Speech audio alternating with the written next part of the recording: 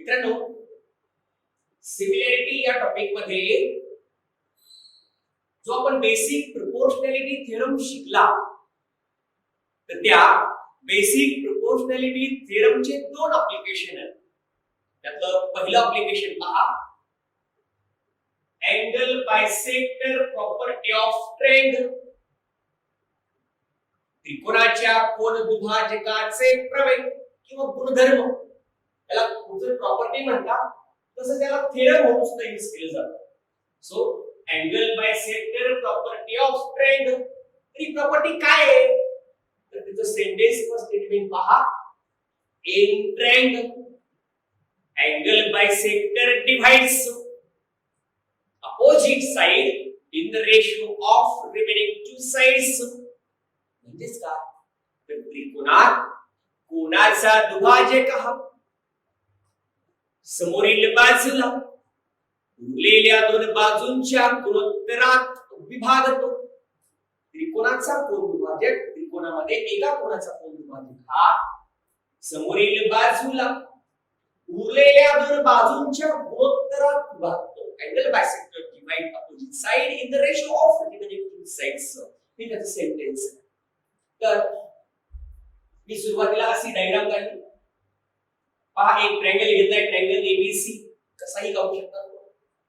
आणि त्याचे जे तीन अँगल्स आहेत एबीसी, त्यापैकी कुठल्याही एका अँगलचा अँगल बायसेक्टर काढला. Angle bisector is ray which divide angle in two equal parts. In two equal parts. हा जो एडी आहे रे, तो अँगल ए ला दोन इक्वल पार्ट मध्ये डिवाइड करतो, काही इक्वल दिलेले part 0 0. So AD is angle bisector of angle A म्हणून तो बीसी असतो. बरं, गिवन मध्ये काय दिसतंय ते लिहू. गिवन मध्ये मी लिहितोय इन अ ट्रायंगल एबीसी. अजून काय दिसतंय बघा, रे एडी.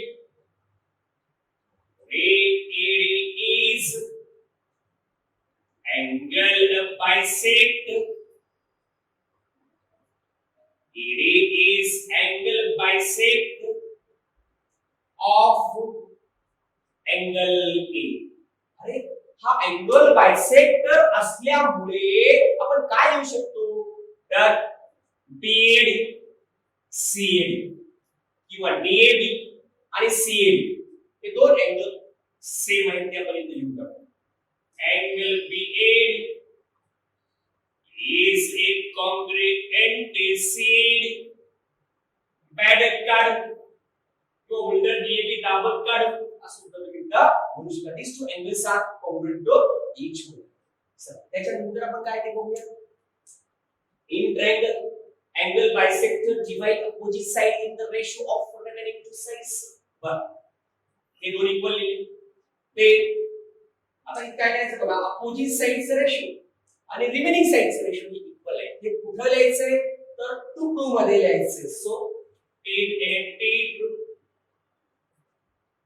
8 2 मध्ये आम्हाला काय लिहायचंय ते पहा.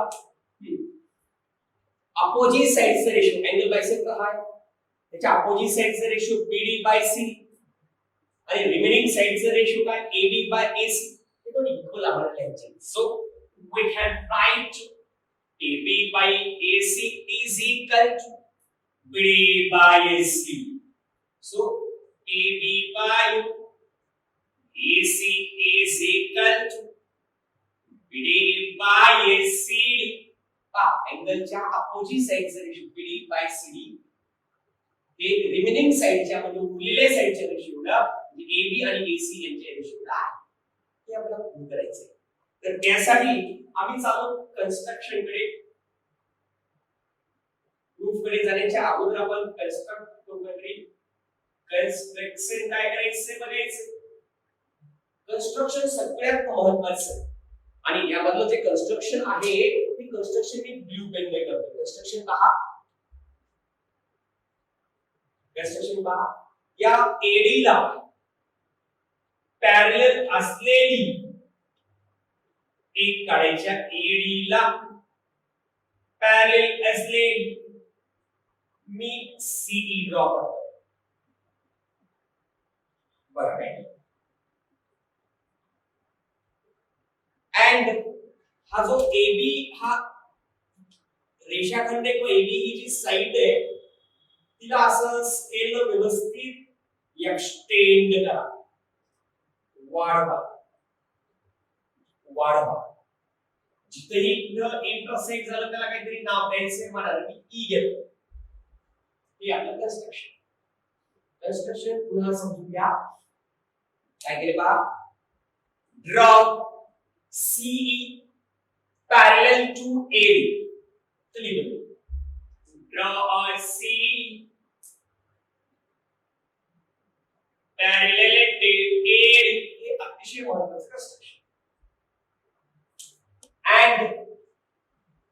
and पुढे काय केले बा, extend AD to intersect it at point E and extend AD intersect it at E. So B dash E BAE by B dash E. पुन्हा एकदा आपण हे ओव्हरव्ह्यू करू. नाही तर पहा, बेसिक प्रोपोर्शनॅलिटी थेरमचं ऍप्लिकेशन. त्यातलं पहिलं ऍप्लिकेशन आहे angle bisector property of triangle. त्याला अँगल बायसेक्टर थेरम असं सुद्धा म्हटलं जातं. तो आहे in triangle angle bisector divides opposite side in the ratio of remaining two sides.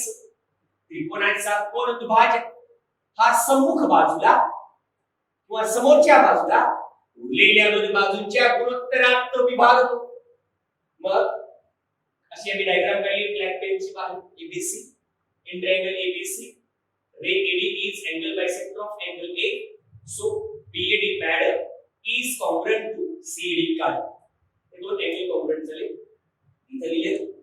त्याच्यानंतर टू मध्ये काय करायचे, अँगल बायसेक्टर जो काढलाय ज्या अँगलचा त्याच्या अपोजिट साइड बघायचे कोणते. BC ही एक साइड आहे, ही डिवाइड केले एकदम. AD काढल्यामुळे काय झालं, BD आणि CD असे दोन त्याचे भाग झाले. त्या दोघांचा रेशो BD बाय C आणि रिमेनिंग साइड AB आणि AC यांचा रेशो हे इक्वल आहे. ओके, कन्स्ट्रक्शन मध्ये काय करायचं, तर या AD ला पॅरलल असलेली CE काढली. Draw CE parallel to AD. पुन्हा काय केले, AB ला वाढवलंय. कुठेपर्यंत वाढवलंय, जोपर्यंत याला इंटरसेक्ट होणार नाही. So B dash A dash E BE by तो आपण लक्षात ठेवायचं. आता आपण प्रूफ कडे जाऊ. प्रूफ मध्ये बघा काय, in proof first point is given. आता प्रूफ कुठलाही थेरम असो, in proof first point is given असं आपल्याला लक्षात ठेवायचं. पण याच्यामध्ये मी काय करतो ते पहा. In proof first point is construction. Given पण मी लिहिलं थोड्या वेळ. तर कंस्ट्रक्शन मध्ये काय केलं बघा, C is parallel to A. तर प्रूफ कडे जाऊया आपण. In proof first point is construction. So CE is parallel to AD. Reason is construction. Construction म्हणलं आपण ते लिहिलं. चला आता आपण या डायग्राम कडे बघूया. या डायग्राम कडे फर्स्ट बघा, इथं पहा हे x s लाईनच्या खालचे अँगल्स आहेत. If two lines are parallel then corresponding angles are congruent to each other. म्हणजे x congruent असतील तर याचं नाव सांगा AEC.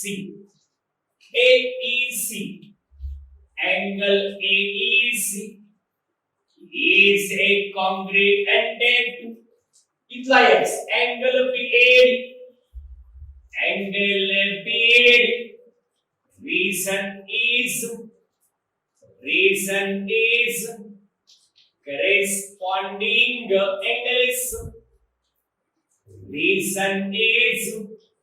corresponding angles. If lines are parallel then pair of corresponding angles are congruent. So AEC is congruent to BAD. Equation number 5. दुसरं पहा जे given मध्ये दिलेलं आहे BAD congruent to CA ते आपण लिहू शकतो. So angle BAD is congruent to CAD. BAD is congruent to CAD. Reason is given. BAD CAD. BAD च्या खाली BAD लिहायचे. Equation number 2. Reason is given. हे आम्ही कुठून लिहिलं तर हे given मध्ये आहे म्हणून लिहिलं. आता त्याच्यानंतरचं तिसरं बघा इथे डायग्राम मध्ये. If lines are parallel, then angles forming Z are also congruent to each other. जे अँगल असा Z तयार करतात ते y आहे आणि त्यांना आपण अल्टरनेट अँगल्स असं म्हणतो.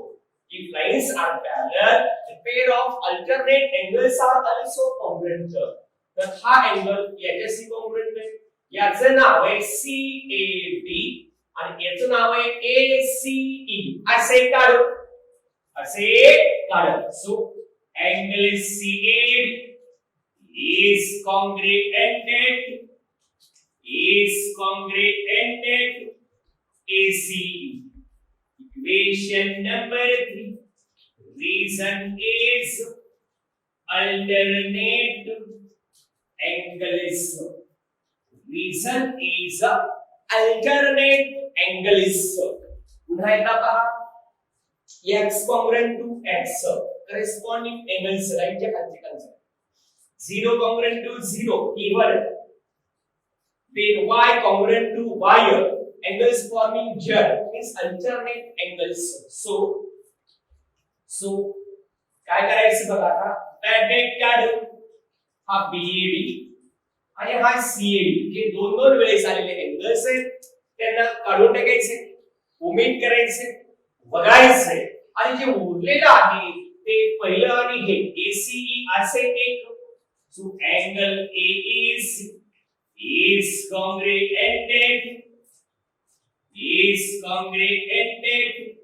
ACE. Reason is हे आपण कशावरून लिहिलंय from equation 1 2 and 3. 1 2 and 3. आता AEC आणि ACE कुठे आहेत पहा. तर हे इथे येते आणि इथे येते. पहिला angle congruent to first congruent to second congruent to third and third congruent to fourth. So by the transitivity first and fourth are congruent to each other. पण हा जो x आणि y आहे जो ACE आणि ACE आणि AEC आहे ते या ट्रायंगल मध्ये आहे आणि या ट्रायंगल मध्ये ACE मध्ये दोन angles congruent आहेत. Means that the triangle is isosceles triangle. So in isosceles triangle, sides opposite to congruent angles are congruent to each other. म्हणजे AEC च्या opposite AC, AEC च्या opposite AC आणि ACE च्या opposite AE are congruent to each other.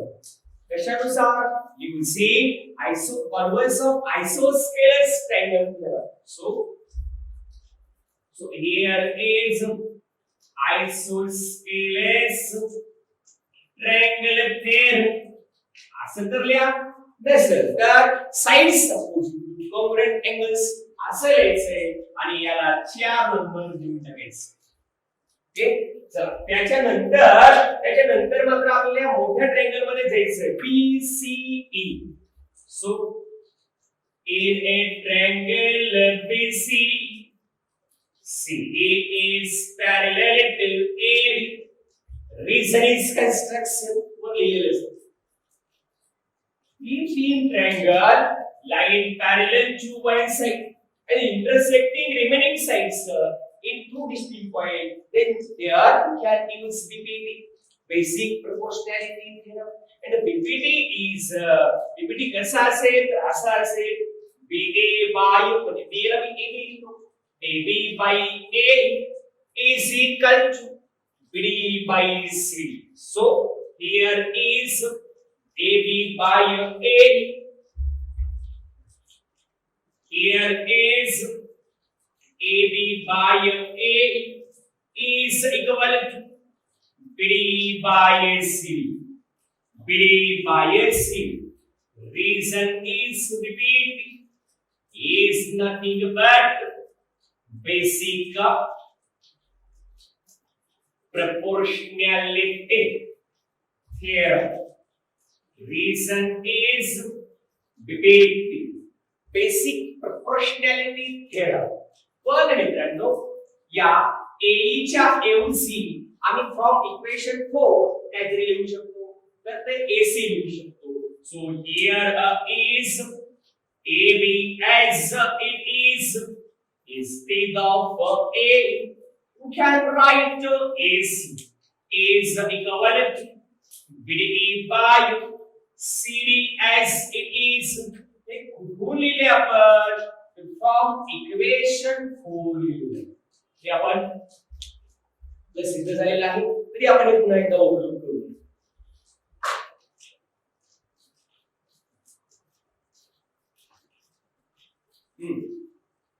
Angle bisector property of triangle. In triangle, angle bisector divides opposite side in the ratio of remaining two sides. त्रिकोणाचा कोन दुभाजक हा समोर बाजूला उरलेल्या दोन बाजूंच्या गुणोत्तरात विभागतो. सो गिवन मध्ये काय करायचं आपल्याला एक ट्रायंगल घ्यायचं ABC. सो एक अँगल बायसेक्टर घ्यायचं AD is angle bisector of angle A. हे दोन अँगल BAD आणि CD कॉन्ग्रुएंट आहेत. So here we can write AB by AC is equal to BD by CD. So angle bisector divide opposite side in the ratio of remaining two sides. So BD by CD is equal to AD by AC आणि इथे लिहिलेलं आहे. Construction मध्ये काय करायचं तर या AD ला पॅरलल असलेली C ड्रॉ करायची आणि या AB ला एक्सटेंड करायचे म्हणजे काय करायचं C parallel to AD and extend AB to intersect E at point E means B dash A dash E BAE by. So in proof मध्ये काय करायचंय CE is parallel to AD घ्यायचंय मग x congruent to x if lines are parallel then A congruent to A corresponding angles आहेत. then दुसरं जे आहे ते काय घ्यायचं given मधलं x CD congruent to B आणि जे तिसरं आहे ते असं छेद तयार करणारे अँगल ते congruent to A नाव इथे लिहिलेले आहे. मग त्यांच्या नाव इथे लिहिलेले आहे. त्याच्यावर काय करायचं BAD आणि CD जे दोन वेळेस आहेत त्यांना कॅन्सल करायचं आहे आणि उरलेलं फर्स्ट कॉन्ग्रुएंट टू लास्ट पहिलं दुसऱ्याशी कॉन्ग्रुएंट आहे दुसरं तिसऱ्याशी कॉन्ग्रुएंट आहे आणि तिसरा चौथ्याशी कॉन्ग्रुएंट आहे. ते पाहिजे transitivity first and last is fourth are congruent each other. मग या दोघांच्या समोरच्या साइड सुद्धा कॉन्ग्रुएंट आहे. चेक नंबर देऊन घेऊन द्यायचा आयसोस्केलेस ट्रायंगल.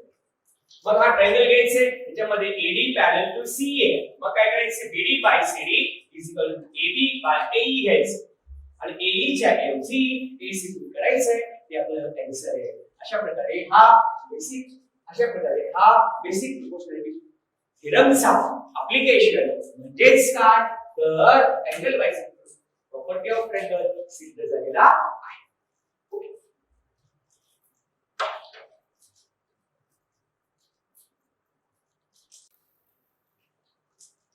सिमिलॅरिटी या टॉपिक मधलं जर बीपीटी आहे तर या बीपीटी ची second application property of intercepts made by three parallel lines or transversals. तीन समांतर रेषांच्या आंतरछेदाचे गुणधर्म काय आहे तर एक एल एम एन या तीन पॅरलल लाईन्स आणि x आणि y या दोन ट्रान्सव्हर्सल त्यांना transversal x intersect to L M N at point ABC and transversal y intersect to them at point PQ R respectively. असं ज्यावेळेस असेल त्यावेळेस AB by BC is equal to PQ by QR असतं. लक्षात ठेवा याच्यावर exam ला question विचारला जातो पहा गिवन मध्ये लक्षात इंग्लिश ठेवायचे की as L is parallel to M is parallel to M महत्वाचं एवढंच लक्षात ठेवा. Then if X and Y transversals intersect to LM and at point ABC and PQ bar respectively. Then we can write. तर आपण काय लिहू शकतो? AB by BC. Then AB by BC is equal to PQ by QR. PQ by QR. म्हणजेच काय? तर तीन समांतर लाईन्स असतील, पॅरलल असतील, तर त्या तीन पॅरलल लाईन्सनं पहिल्या ट्रान्सव्हर्सल वर केलेल्या इंटरसेप्टचं आंतरछेदांचं रेशो म्हणजे AB बाय BC हे त्याच तीन पॅरलल लाईन्सनं दुसऱ्या ट्रान्सव्हर्सल वर केलेल्या इंटरसेप्टच्या रेशो एवढं असतं. ओके, याची प्रूफ एक